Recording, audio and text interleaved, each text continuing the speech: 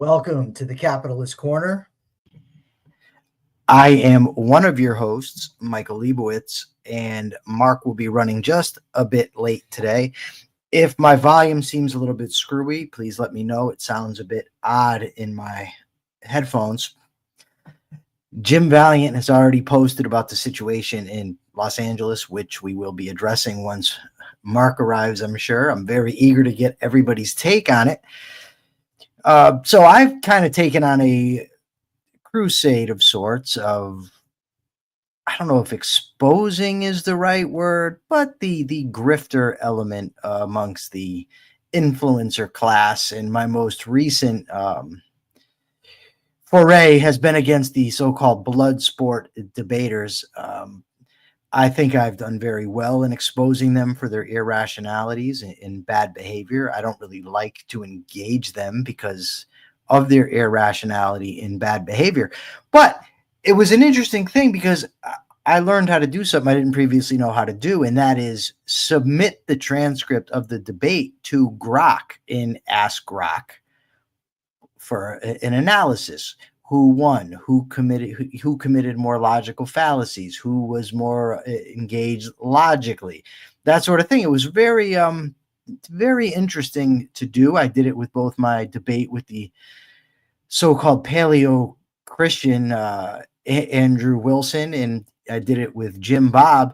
And in both cases, it says that they misrepresent. They aren't very logical in their presentation. But the one thing that Grok did say about Jimbob is that he outperformed me as far as debate tactics go. In other words, it's a show. And that's the thing with this so-called blood sport debating. It's a show. It's put on for an audience, and the audience that it appeals to is basically a mob. It reminds me very much of the gladiator competitions in the Roman Colosseum. And of course, the movie Gladiator with Russell Crowe, where he comes and he yells, "Are you not entertained?" That's what the whole experience reminds me of. So now I've blocked most of them. I've done what I needed to do. I posted Grok's assessment of the debates for anyone that wants to see them. And now I can move on and find somebody else to do this with. Sebastian Scalora, my good friend and landlord, says, like. Yes, people, you must like the show. You have to hit the like button. Speaking of shows, my show, The Rational Egoist, I have a great episode out today on psychopathy with a renowned expert on the topic. It was a very good subject. If you like the subject, you will love this discussion. I can guarantee it. So go like this episode. Make sure you like this. Watch The Rational Egoist. And check out AmericanCapitalistParty.org. And now I will bring on Mark Pellegrino. Yes, I'm not a big blocker, but when somebody just continually launches insults on my page, I neither want to see that myself nor want to expose others to it.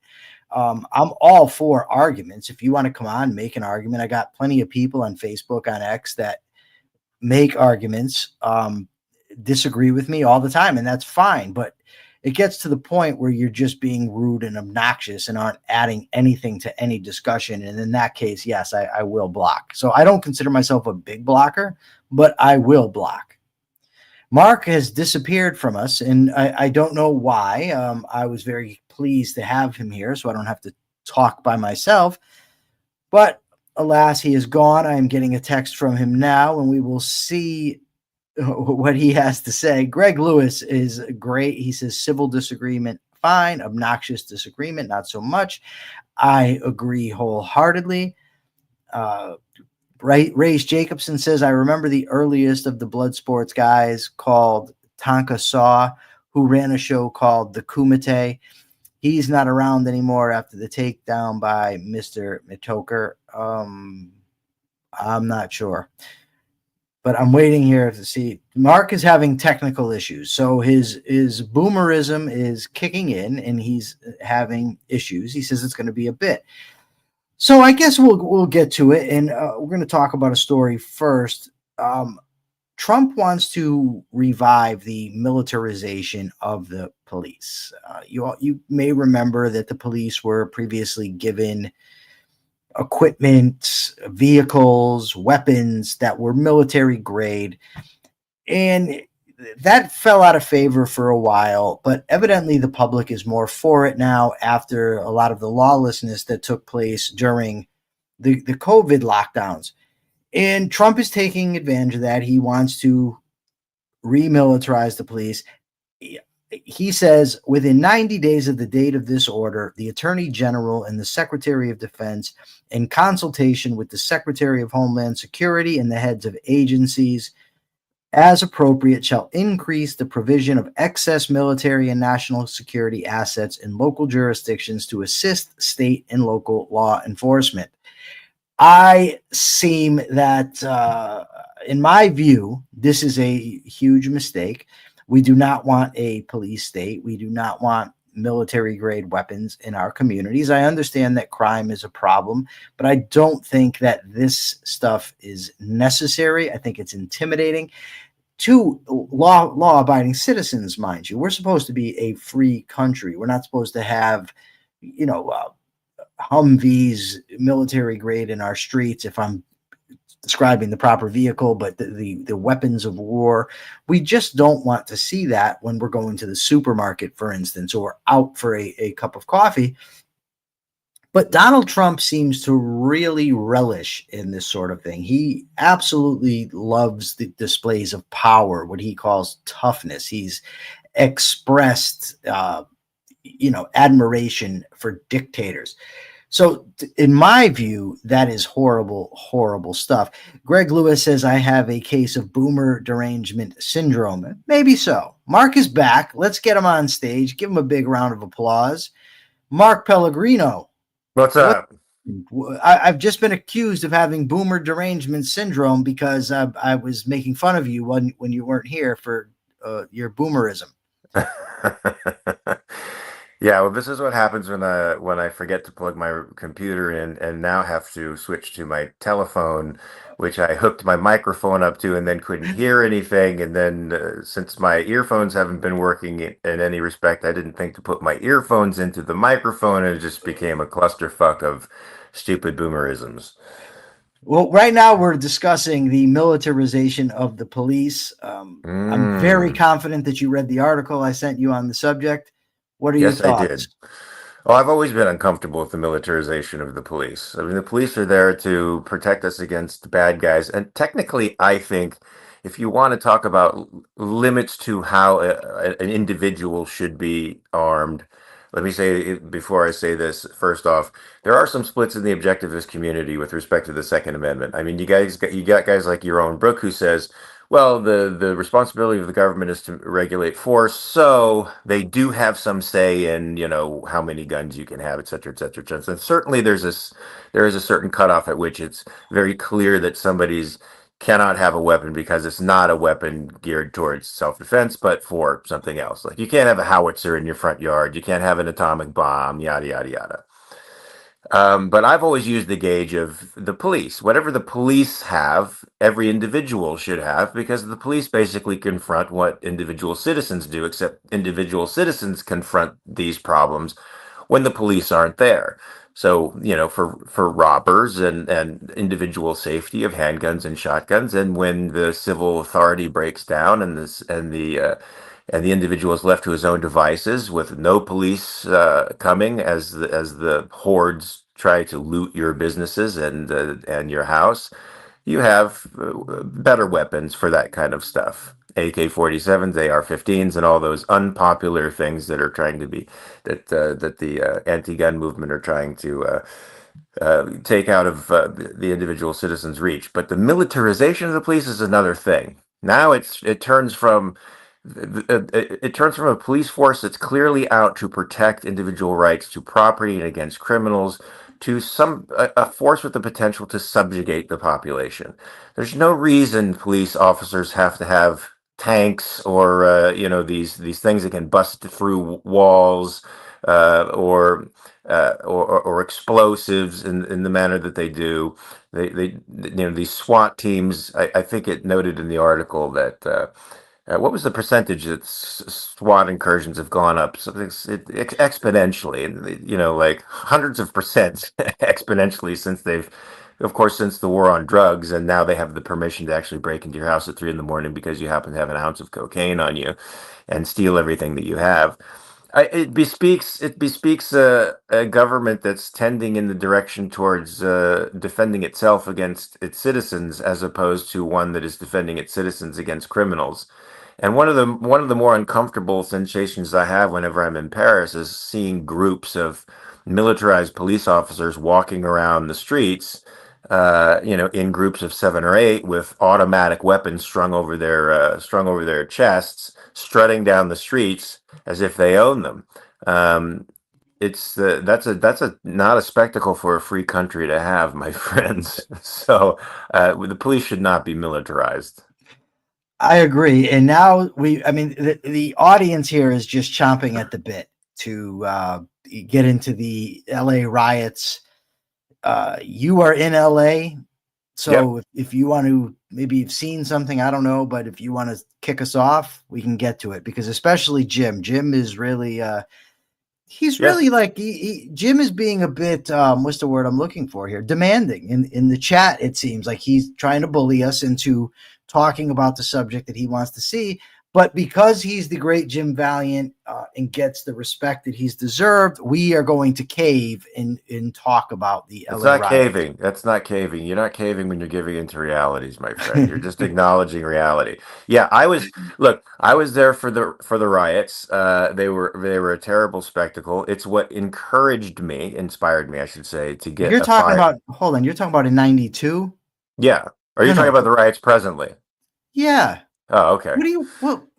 Why You would just we said be the talking riots. about You the said the 90? riots Yeah. in general. Oh, And hold on. Why would Jim be clamoring to talk about the 1992 riots? Well, this was in relationship to the militarization of the police, right? And Yeah, how individuals should own guns, but I and sent you what is the articles. inspiration for that? Yes, you did send me articles. I sent Yes, you you did. articles about this riot, nothing about Rodney King. Riot. I mean, this was. I mean, I've heard reports that they were throwing stones and they tried to break into the federal buildings, all of which, of course, are illegal. In fact, the way they were assembling is, I think, illegal and not an expression of First Amendment rights. And attacking federal officers, not a good idea. Definitely, this was a situation that should have been diffused from the very first moment. So some of the reports that I read in the newspaper were that the federal agents were dealing with these hostile civilians from the very beginning, called the Los Angeles Police Department, that took over an hour to get there. Now, I do think it's the responsibility of the Los Angeles Police Department to actually be there, right? To protect lawful action and to actually disperse assemblies like this that are violent and have a great potential for violence. Uh, but yeah, the National Guard being called in. I mean, I'm not happy with this, but I'm also I think it's sort of a necessary condition when you have a civilian population that's been educated into thinking that freedom of speech means they can protest in the middle of the streets, they can break things, burn stuff, assault people, I've set off sent Jim fireworks. Valiant a link. Jim, I've emailed you a link. It was suggested in the chat. Jim, you can come on and have your say. Go to your email, Jim, and you can come on and Does Jim have a different perspective? Does he I don't know. think the Jim is National going Guard should? sick. Jim is going sick here in the chat. So I don't know. He's very upset about this. So we're going to get him on. I hope he clicks this link and we will give him a. Sorry, my phone just fell.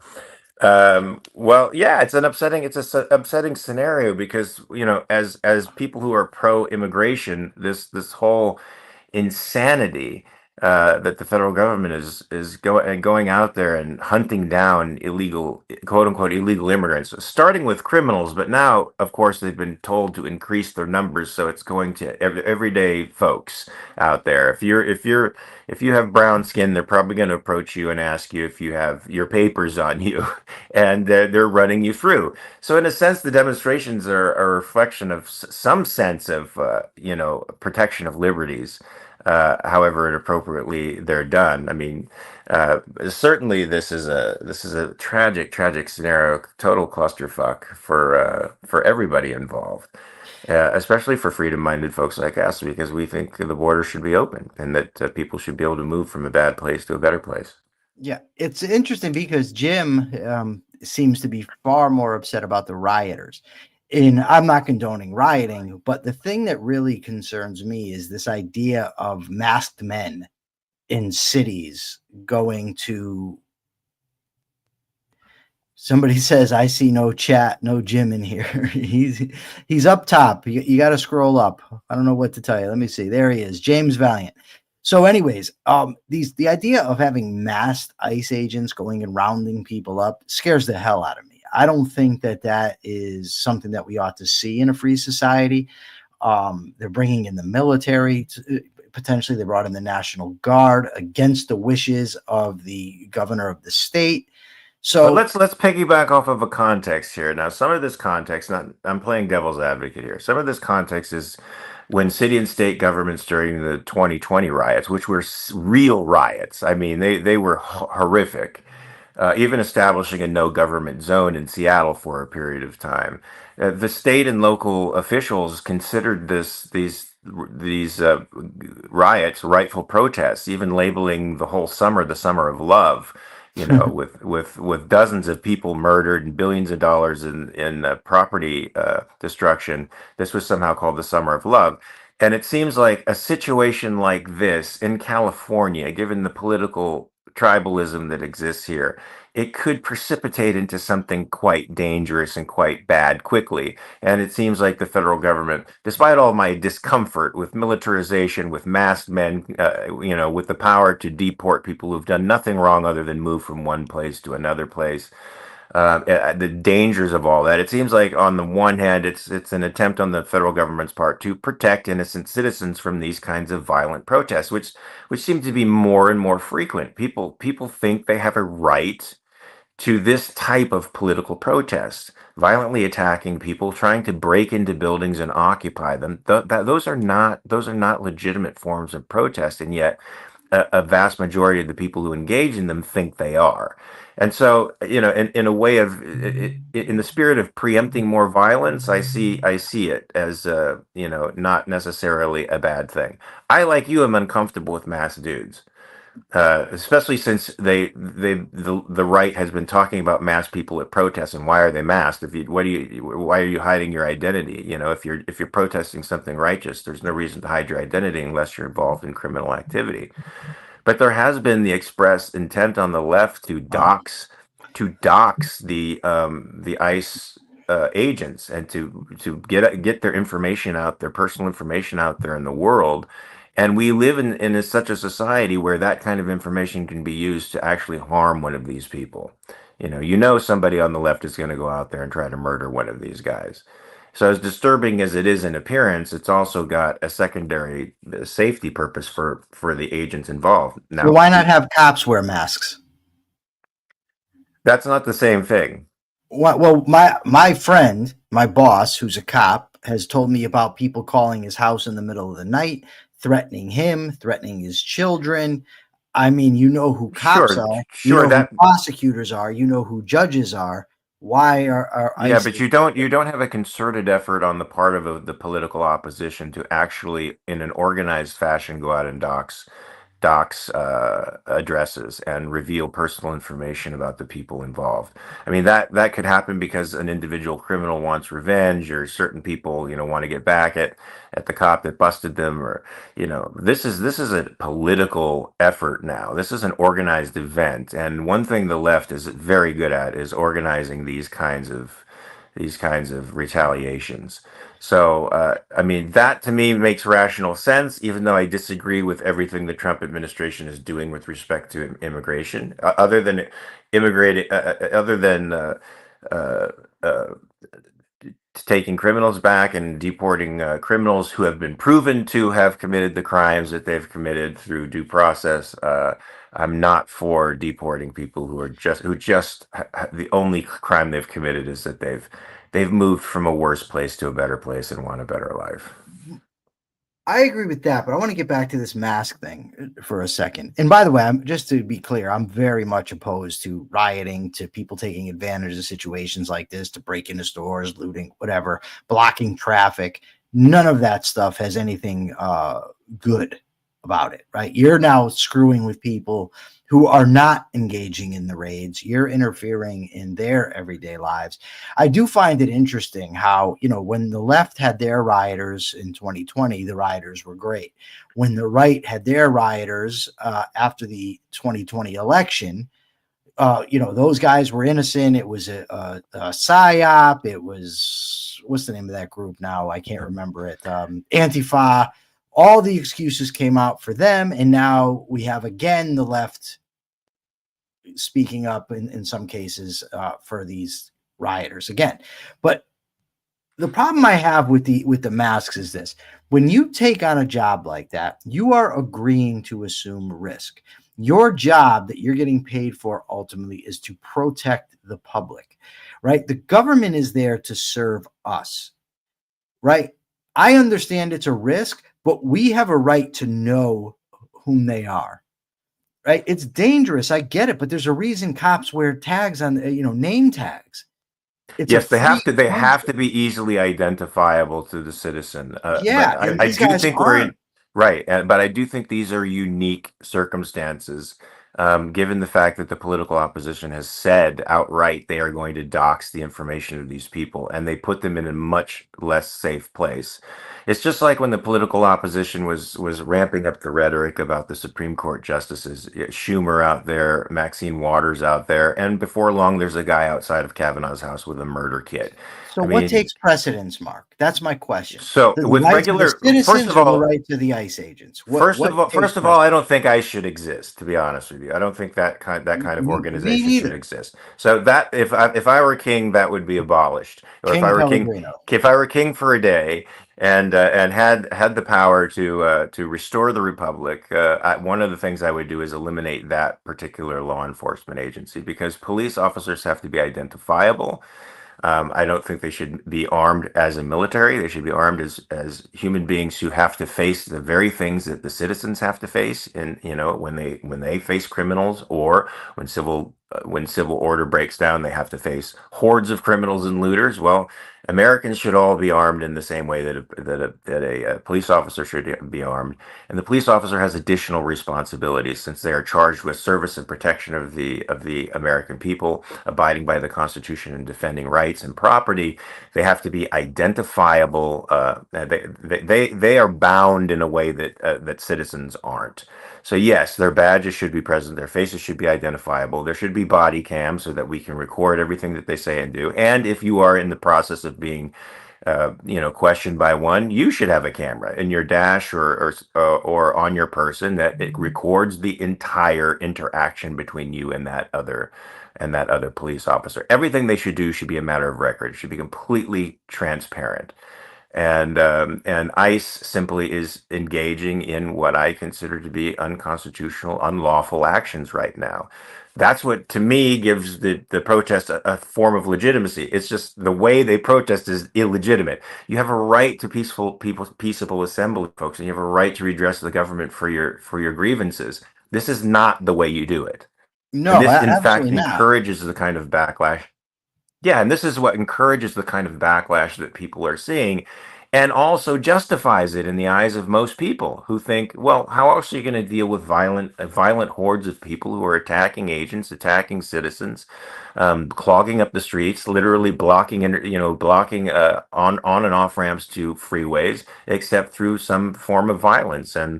the National Guard coming out seemed to be a means of preempting that kind of violence. Like put the fear of God into some of these protesters, and then they won't be interested in escalating things. Yeah, it's just, you mentioned that it's unconstitutional and it violates the individual rights of peaceful people, right? Yes, yes. So then we're going to say they're behaving unconstitutionally, they're violating the rights of peaceful people, but since they're going to be at risk, they should wear masks. I'm vehemently opposed to that. But I want to just mention something interesting. I'm vehemently opposed to the rioters too. Gavin Newsom said he can handle it. I don't know if that's true. I'm not there. But, when all these people are liars, it's really hard to tell. But there was something I saw that was interesting on X. Gavin Newsom shares a post from Donald Trump where Donald Trump says the National Guard has done a great job in LA. They're taking care of business, this and that. Gavin Newsom, he couldn't handle it. And Gavin Newsom says it's interesting that Donald posted this before the National Guard actually arrived. Which would not surprise me, right? Would it surprise you? Not at all. I mean, he's already crowing about the benefits of the big bad beautiful bill that hasn't even passed the Senate yet. And even though our country is in a bit of we're just poised over a precipice, waiting for that bill to pass so that the markets can decide to flop. We've got this is an interesting thing, Mark. You don't know about this. What? We've got this. His name here is the Dangerous Loaf of Bread. I think that's probably a pseudonym. I'm not sure, but I think it's probably a pseudonym. You don't know nowadays.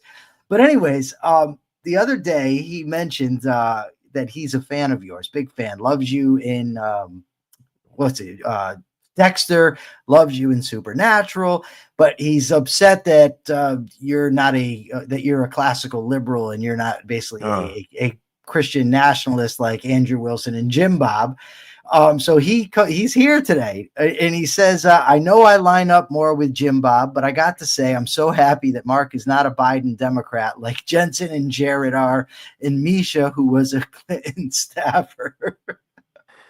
Yeah, you know what? I don't even know what Jensen and Jared's real politics are. I mean, I thought they skewed somewhat conservative, to be honest with you, for a long time. I don't mean to be outing them, but that's just the impression I got. They're both Texas guys, and they seemed a lot more sane. But hanging around Misha was a staffer in I guess it was during the Clinton administration. I don't remember which one, but he definitely knows his way around Washington, has lots of leftist connections around Washington. And even during was it during the 2020, during one of the voting sessions, we did a premiere of Supernatural, and it was a get out the vote kind of premiere where we all got on Zoom. And of course, he brought the who's who of Democratic politicians out there to try to influence the fandom of Supernatural, as if they needed that. They don't need much encouragement to go left, but it was a who's who of, or I should say, a rogues gallery of political leftists out there. And I actually did not participate in that during that hour. I came on after, at the very end. I think I caught, I don't know, Jeffries or one of these jagoffs talking at the very end, and I think I buzzed off real quick so I couldn't see it, and came back on when it was all over to watch the video with everybody else. See, what we were supposed to do was, as a Supernatural fan, and we were all supposed to get together, on Zoom, break the internet, and watch the premiere episode of that particular season. And it wound up being an attempt at ginning up the Supernatural fan base for the Democratic Party, which I did not participate in, I have to say. So just for Dangerous Loaf of Bread, you've been civil with me online. You are more than welcome to come here, share your disagreements with us. We relish disagreement. We do expect civility. We're not blood sport debaters here. We're not going to be calling each other names. But here's a little piece of information. You might find this nice, Dangerous Loaf of Bread, is that Jimbob, the whole reason I got involved with Jimbob is because he and Mark were going at it on X. And Mark actually offered to face him in a jiu-jitsu match. Oh, did I? Yeah. No, I think I got so frustrated with his stupidity. It was just my way of saying I want to choke you, but I can't. So let's get on the mat and That's what you roll said. around. Yeah. Okay. Yeah. That's what Oh, he okay, said. good. All right, good. By the way, I blocked Jimbob. I'm blocking that. I feel that I've done my job. I said this before you came on, Mark. I feel I've exposed them for being irrational. Good. Now I have no need to interact with them. Like that's not fun for me. I like ideas. I like intellectual discourse, whether you agree or not. I don't like people slinging, food fights. But if there's a chance that we could get this jujitsu match up and running, that would be I'll go for Jimbob. Yeah, if he wants to get out there on the mat with me, I'll do it. We could advertise. Well, I'll tell you what. I don't think, because I had Chat GPT. No, I'm sorry. Grok analyze my debates with both Jimbob and Andrew Wilson.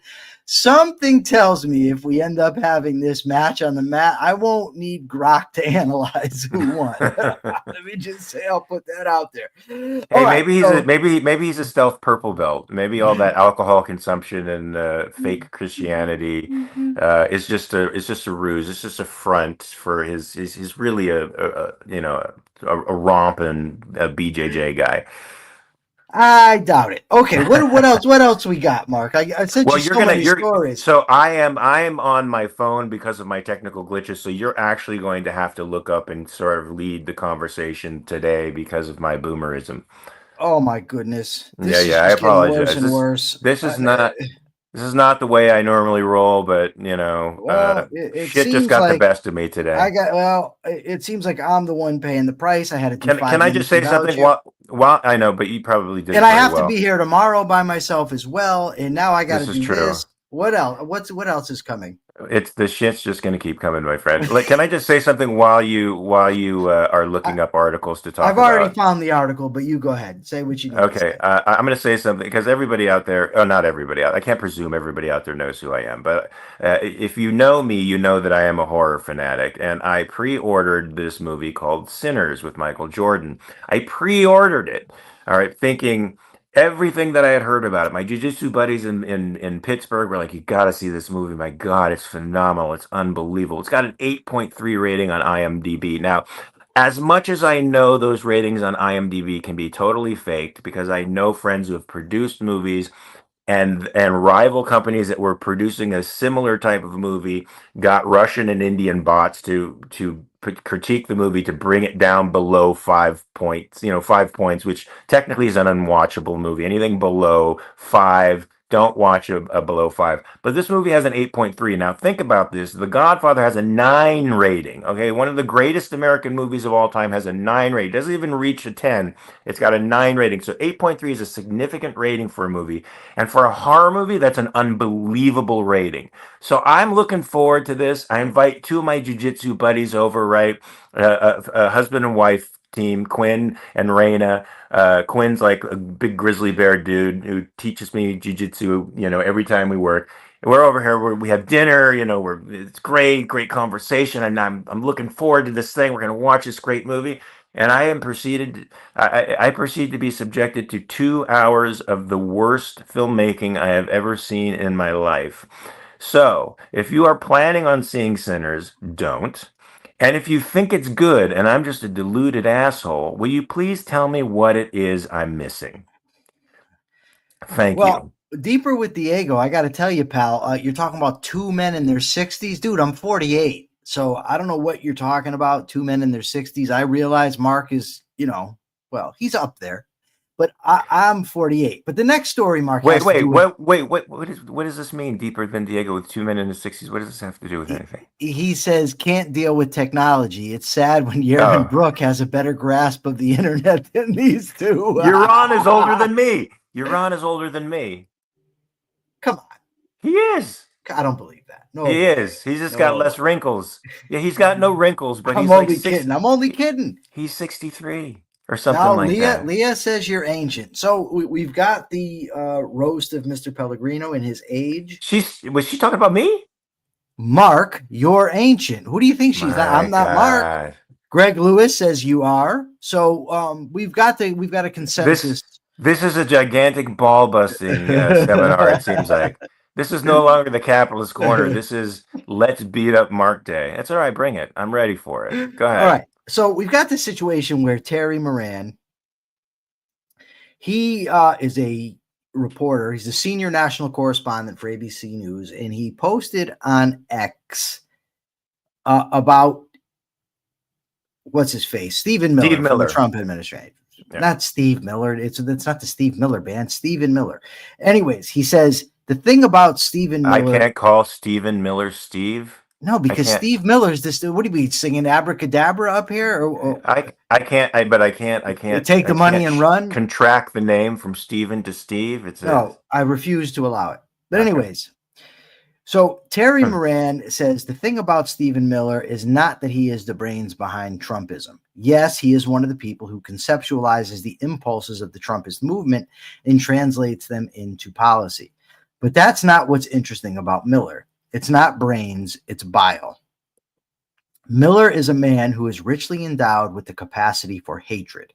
He's a world-class hater. You can see this just by looking at him, because you can see that his hatreds are his spiritual nourishment. He eats his hate. Trump is a world-class hater, but his hatred is only a means to an end, and that end his own glorification. That is his spiritual nourishment. So after this, the White House spokesperson, what's her face, Carolyn Leavitt, made a statement that they're going to meet with ABC and something better be done about this. And he was suspended. There's so many interwoven threads to this. Like, first of all, the norms of journalism is that they're supposed to be non-biased, right? So this guy comes out and does this. Obviously, there's a bias. I remember the first time Trump won, and I was watching the overnight, results coming in, and Terry Moran says this is like bad deja vu all over again, and then he kind of caught himself. So there's that. But that's ABC News's business if they want to have a biased reporter working for them, right? This is not the White House's business. So what is the White House doing jawboning ABC about what they should be doing here? Go ahead. Yeah, you're right. Should send a chilling message to everybody, because the Republicans over the last 8 years have claimed to be the party of free speech. And yet, when they are in power, well, not even when they're in power, when they're not in power, they attempt to manipulate social media so that they have an equal voice. And when they are in power, they seek to take down the opposition. They are not they are not what they used to be, meaning the conservatives are not trying to conserve classical liberalism. Classical liberalism would preserve freedom of speech as an inviolable right. That means any private citizen has the right to say what he wants, particularly addressed against the government. And if the company that hires him has an issue with the messaging for some reason or another, it's up to them to take responsibility for what the guy says or not. If they like his reporting, they can keep him. If they think that this presents some kind of conflict of interest that may jeopardize the legitimacy of the news that they put forward in their opinions, then they can get rid of him on their own. But being forced to do so by the President of the United States is chilling, folks. Don't fool yourself for a second. The conservative movement has changed dramatically. I mean, it's been changing very slowly over the past 50 years, but now it's gone over the cliff. There's no such thing as classical liberalism to most conservatives today. Now they're Christian nationalists, and they don't care about the Constitution. What they care about is defeating the left. That's their primary goal. So this has become literally a fight along the lines of the fight in the late 20s and 1930s in Germany, where it was Nazis versus communists, and each one really didn't care about upholding law, order, and certainly not liberalism. They cared about defeating the other and gaining the levers of power. And that's precisely what we see with the Trump administration now. And I got to tell you, Leavitt freaks me out. She freaks me out. All right, she's one of these. She's a very efficient press secretary. After Karine Pierre. I mean, to see somebody who can actually put two sentences together is a relief. But she's a far too passionate an advocate for statism, and the way she presents is as a fanatic, and it scares me every time I see her get up there in front of the podium to justify this new thing that the Trump administration has decided to do, which is unconstitutional and violates the rights of the American people. But we're going to do it anyway because we have, it's driving me crazy. Yeah. So this is scary, and Steven is a scary dude. Every time I see him interviewed on the news, he's got very articulate rationalizations for all the horrible things that the Trump administration is doing. And they are truly horrible. I mean, let's face it, this immigration thing, as much as the people wanted criminal immigrants taken out of the country, this, as usual with governments, they overstep their boundaries, and it's going all into a direction that is entirely unconstitutional and rights violating. And if you don't think that's going to come back and bite you in the ass, American citizen, you are wrong. I'm loving this Leah here we have in the chat. She says, I'm British. Is she calling me old again? No, this is bad. Oh. No, it's not all about you every time. She says, I'm British. She says, I'm British. I have no idea what any of this is about, but it sounds very intelligent. So good job. Maybe it is about you, but your intelligence, not your age. So yes, it is great. She says it's pronounced Lee. I'm sorry, Lee. My bad. That's Lee. Is this Lee? Is it Lee? Ask if this is Lee who I give regular cameos to. Is this Lee whom he gives regular cameos to? We're gonna make this the Mark Pellegrino cameo hour, I guess. Yeah, the reporter. Yes, it is. Hello, Lee. Thank you very much. You're awesome. The guy who wrote the article actually makes a good point, and he says he thinks that the idea of a non-biased media is gone. Like we shouldn't even have the pretense anymore. Like these people have always had opinions.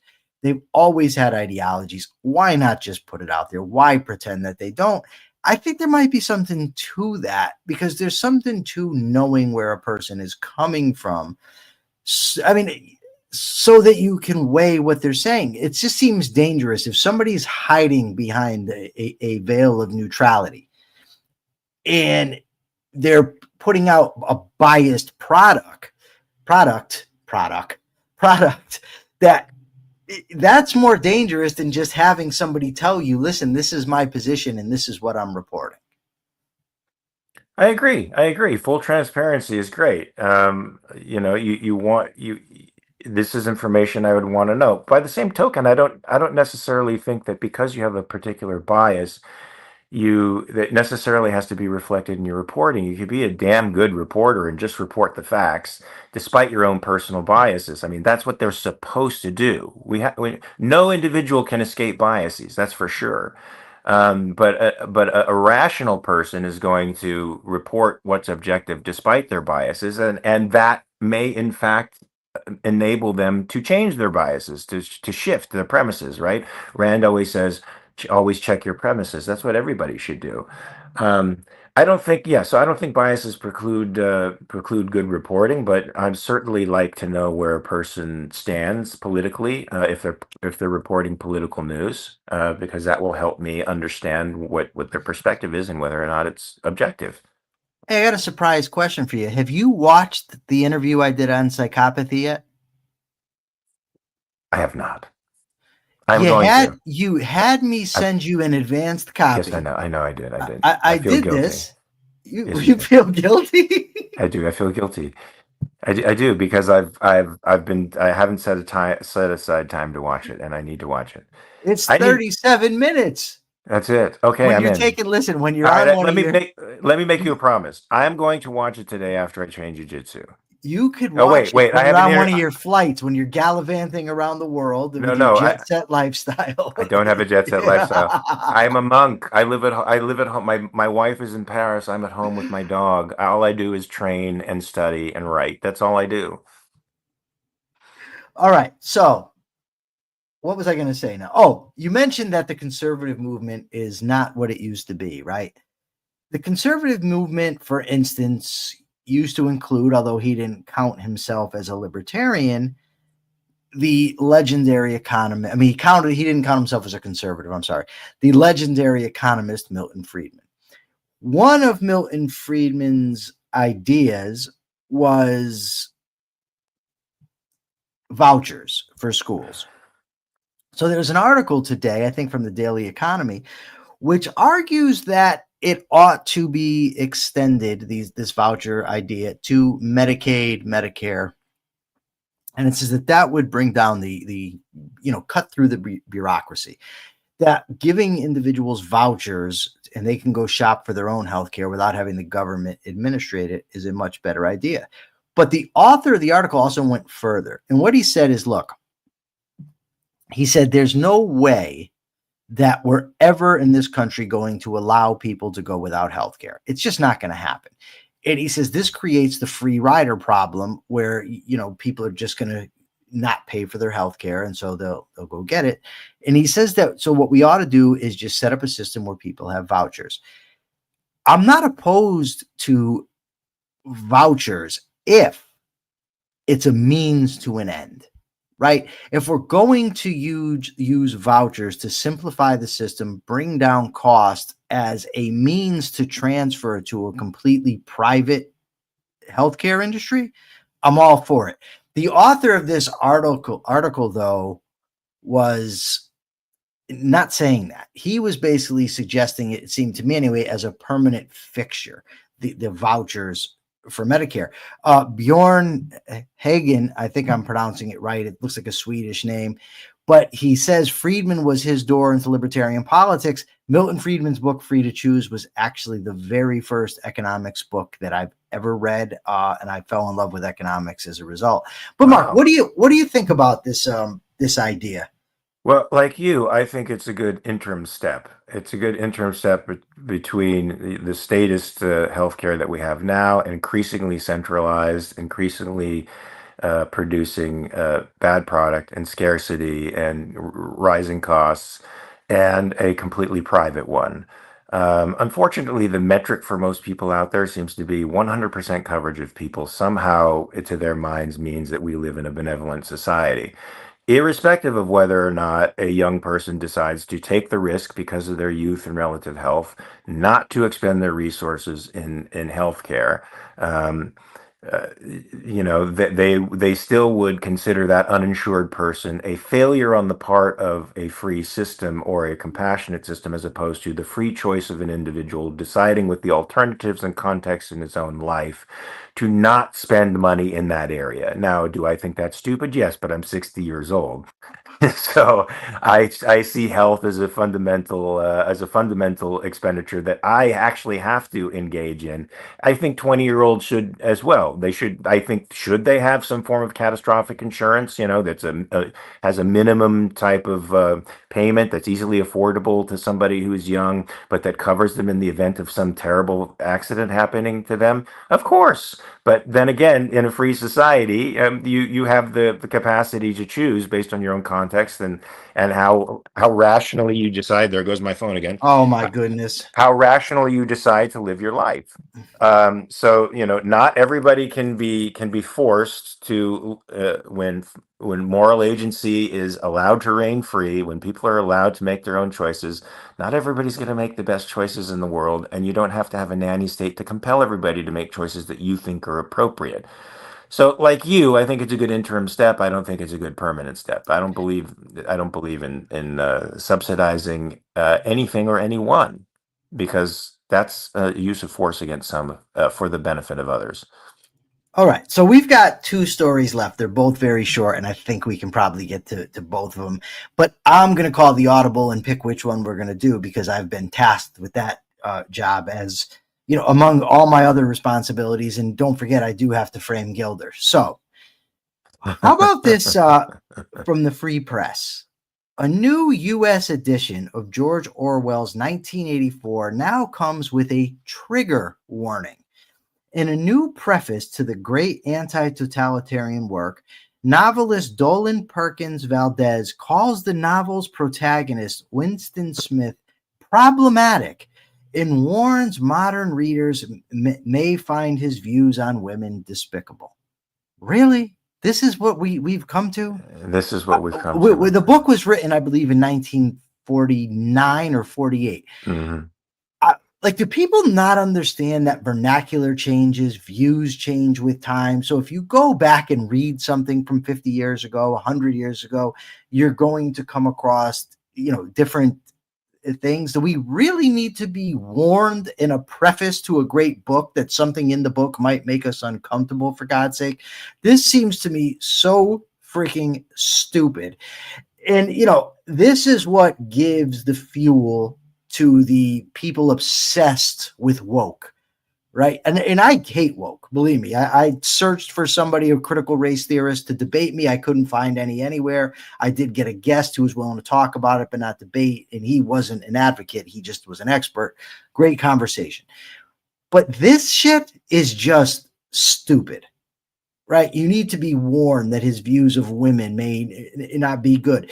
When I'm going to read the Iliad, do I need to be warned that there's subtle homosexuality between Achilles and Patroclus? I mean, what the hell is going on here, Mark? What do you think? I like that you said Patroclus. Can I just say? Why? Because I thought it was Patroclus, but you it might be. I don't know with these Greek names. I mispronounce all these things. Well, I may be mispronouncing it as well.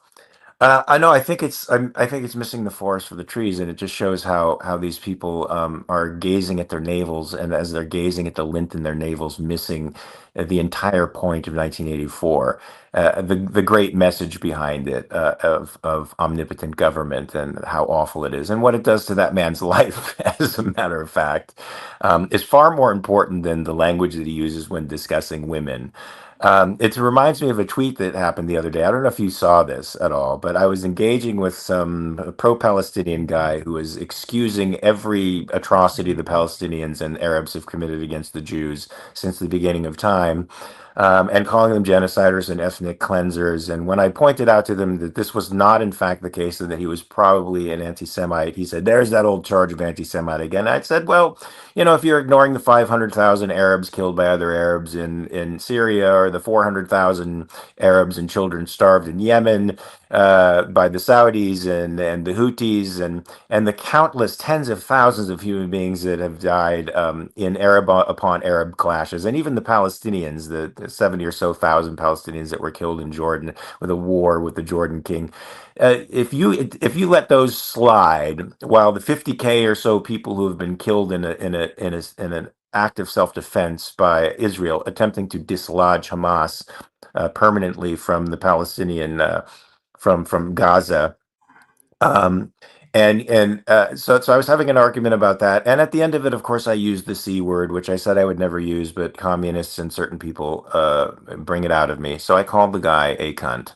Oh, and my God. I did. I said I used it here too, and I probably shouldn't, but it is a good word. And this woman came on and called me a misogynist, sexist, and I must hate women because I use such a word. I said, "Did you see the tweet in front of me? Did you see the tweet I was responding to? This guy is actually promoting the murder of Jews and the wiping out of the Israeli state, and he's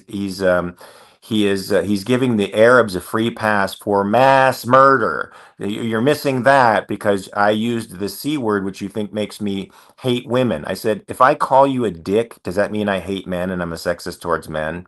Yes. She never answered that. But this is a perfect example of what wokeism does. It gets people looking at the least important thing in the room, and that might be deliberate, because when you identify the least important thing as the most important thing gets a pass, and you never recognize the most important thing, right? That has to do something about the way you categorize things epistemologically.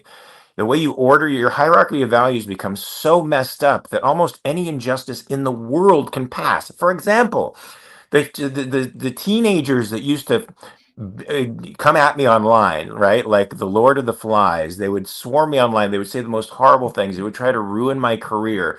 They would slander me. They would pass on libels, actual lies about me as a human being, knowing that it could ruin my career and reputation. They would do it anyway, but they would get murderously inflamed if I misgendered one of them. Now, you talk about a disordering of values and priorities. That is what wokeism has given us. is people who don't know what's important anymore. They don't think in terms of fundamentals. So I've got Radical Coder here. Says, Michael, I would love to debate you on critical race theory sometime. He's absolutely an advocate of it. Radical Coder, sure, I'd be happy to. It's been some time since I've actually read up on it, and I would like to actually debate the legal theory of CRT and not the straw man that's put out in, the popular I don't know, the press or whatever, social media. But absolutely, I'd be happy to have that debate with you. I think you follow me. We follow each other, I believe, on X. Just reach out to me and we'll set it up. But like I said, it won't be right away. But I definitely am interested in doing it. Okay, so there's this one more story, Mark. It's quick. I'm not even going to say my opinion of it. I just want yours. Donald Trump basically has threatened Elon Musk that he better not fund Democrats. What's your thoughts on this? I mean, again, this is frightening. This is frightening. Anybody on the right with a brain should not be endorsing this kind of behavior. This is a direct threat to somebody who could potentially fund a political opponent. This to me is practically impeachable. It's practically impeachable. I mean, I don't know, Jim Valiant could be better with the exact legal terms, but I mean, for the president, the chief executive of the laws of the land, the most powerful human being in the world, to threaten someone with retaliation, should he express his political opinion, should he express his rights, his civil right to support whatever political candidate he wishes, to threaten this person, this is a level of tyranny former presidents have engaged in, of course, but have kept secret because they knew it was a bad thing. So what's particularly troubling about this is if Nixon used the IRS to knock out political opponents, or Obama did, or any of these folks used the IRS to harass political opponents, as so many of them did, at least they kept it quiet and they were secretive because they knew they were being bad. The fact that Trump says it out loud tells me something, that he doesn't know he's being bad. That this is just par for the course for him. He doesn't realize he's violating the Constitution. He doesn't realize he's overstepping his executive authority, nor that he's using and abusing his executive authority to intimidate a political opponent. The fact that he has no idea about that, I mean, we're talking 25th Amendment time. I mean, that's scary for me. All right. Well, that's going to wrap it up for today. Mark will not be here tomorrow. I will either be here alone or with a co-host. I'm going to see if I can get one. We have a very uncivil comment in the chat. Can you please tell me? I love uncivil comments. But I want to do my capitalist thought on this, Mark. So he first says, you also used women's undergarments as an insult against opponents. Panties and a wad. Yeah, panties and a wad. Calling non-Western countries as third world pest holes and call for setting fire to and annihilating Gaza. You are a bigoted POS. And then down here, so easy and hilarious. Oh wait, what's the title? What's this person's handle? Because this might be the very person who Bargavi Das. Okay. He says, so easy and hilarious to blame wokeism because you can't own up to the bigoted shit that you actually spout on Twitter. Okay, so that's actually a good place for me to go. So capitalism, we've talked about, requires an underlying morality to it. I'm a big fan of civility in discourse, in actually engaging people's ideas rather than engaging in insults. I'm actually having lunch today with somebody from Facebook and Twitter, a Twitter friend whom I agree with on a lot of things. He disagrees with us vehemently about Israel. I don't care. I'll still have lunch with the guy and have a civil discussion with him, maybe about that, maybe about other matters. The ideas are what should matter, not calling people names. And just Bargavi Das, if you're in your head right now saying, oh, why are you lecturing us on civility, but you don't tell Mark? Well, you should ask Mark if I've ever told him about the importance of civility, because I'm not that kind of a hypocrite. Somebody asked me one time, Mark, they said on X, I was arguing with them. Well, why aren't you saying this to Mark? Why are you saying this? I think it was Dave Smith. And I said, well, I don't have Dave Smith's phone number. You know what I mean? So I can't just call him up and say it. But I do think that civility is the way to go. I think it's vital. And it's really on the decrease. I see this on X all the time, especially so. When I went through Duncan the other day, the woman gave me a big attitude, and I just think it's unnecessary. I think it's not good, and I don't think anybody benefits from it. So I want to answer one question. So you're essentially agreeing with what's its face? Who, Bhagavidas? Bhagavidas. I agree that Mark should not be on X calling people panty waist and cunts. Yes. But that doesn't then justify that to you coming on here and insulting him. You see, well, let me just. You said, yeah. He says, yeah. Tell that to him. I just did. So. Yeah. Let me just address this guy here for a second. So first of all, yeah, Michael and I do talk about this kind of stuff, civility, all the time. I am never. This is not an excuse. This is not a but, because I do think civility is the appropriate way to behave, and that's my default. That's my default form of behavior with anybody I don't know, until they prove that they don't deserve it. Now, that's still not my place to lower myself to their level by saying, "Oh, your panties are in the water," making fun of them. Some of it is an attempt to satire their perspective, as opposed to an angry rant at them, because they don't make me angry. They're sort of frustrating and idiotic.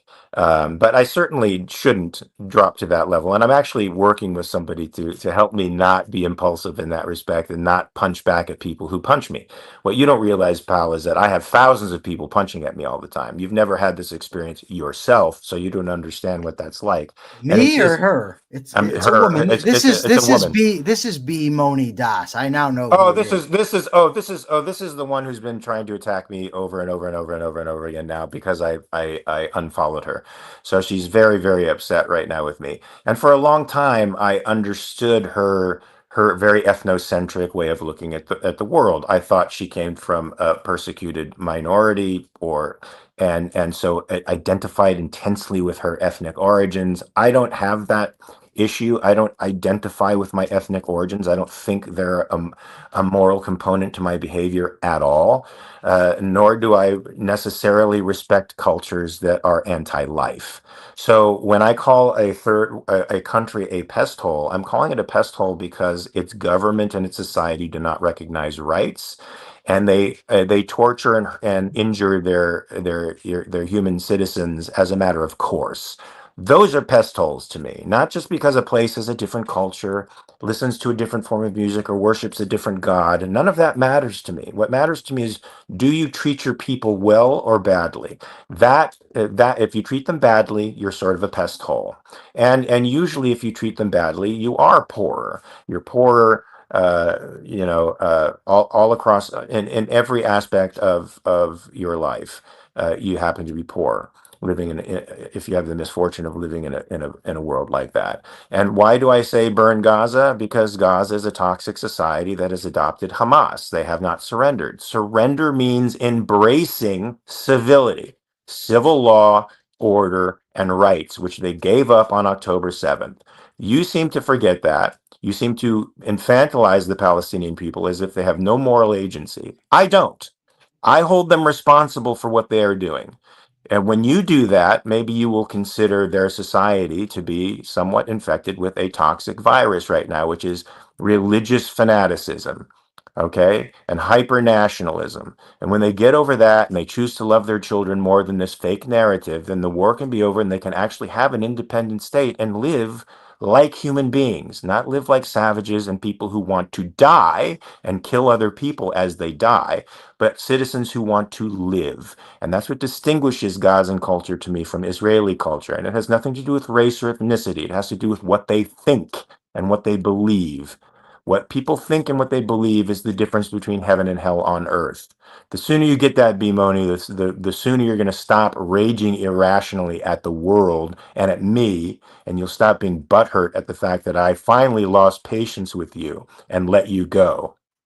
I used to like you. I used to think you were an intelligent person. You probably still are, even though I don't like you anymore. You're probably still a very intelligent person, and you have the potentiality for change. And when you do change, when you get rid of your ethnocentrism, come back to me. I'll accept you back into the fold. All right. I'll see everybody here tomorrow, and Mark will be back Wednesday. Peace.